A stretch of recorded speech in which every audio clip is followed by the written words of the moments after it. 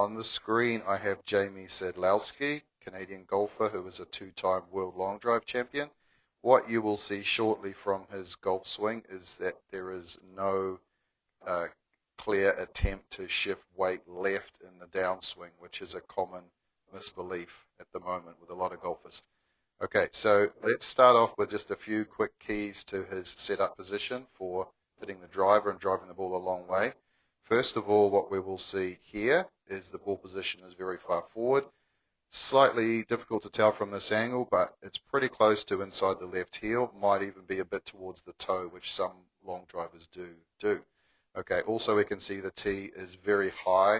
The ball almost is entirely above the head of the driver, which again makes it easier to hit up on the ball. Hitting up on the ball makes the ball go further. So a couple of good keys there. We can also see from the stance, the feet here are very wide apart, which again, we're swinging fast, trying to hit the ball a long way.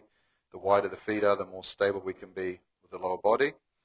The last thing, which is also a key for the driver, is you can see that Jamie's weight tends to be more to the right side.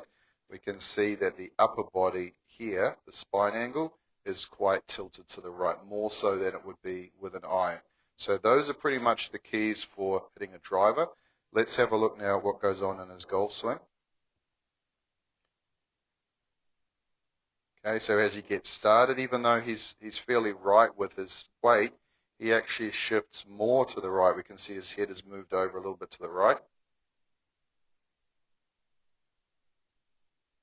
So as you get up towards the top of the swing, he does have a very long swing, hinges his wrists a lot, obviously has great flexibility, strength, hand-eye coordination.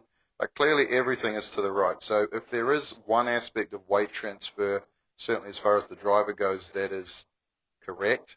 It is that there is a noticeable shift with most long hitters to the right. So they get further behind the ball, again allowing them to hit up. What we will see though in the downswing, it doesn't shift back to the left. So as he comes down, quite a bit going on there with the legs. Knees are separating. But if we look at him here, okay, possibly has moved down slightly. He has massive, massive lag, which is one of the keys to why he hits the ball so far. But you can see here clearly there's no shift to the left. His weight is essentially where it started in the setup. And what we'll also see coming into the ball, again with so much lag that he's got there, if he didn't shift behind the ball with all that lag, he would just hit the ground. So coming into the ball, the head gets further and further behind the ball.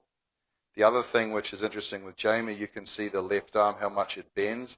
Again, this is to prevent the club head from whacking into the ground. When there's so much lag going on, to enable the club head to travel up into the ball, he has to keep that arm a little bent. Otherwise, at about this stage, if the left arm was straight, the club would be whacking into the ball. So to have all that lag and still hit up on the ball and hit the ball solid, head goes back behind the ball, gets a bit of chicken wing going on, but the result is the club head doesn't hit the ground, hits the ball directly, is moving up through the ball, and hits the ball absolutely miles. So you can see there at impact, the weight is not on the left foot. You can see the right heel, obviously a lot of that is off the ground, but he's clearly well back behind the ball. So although the right heel comes off the ground, that doesn't mean that the weight is on the left foot. And this is also something that I think people misunderstand. So there you go.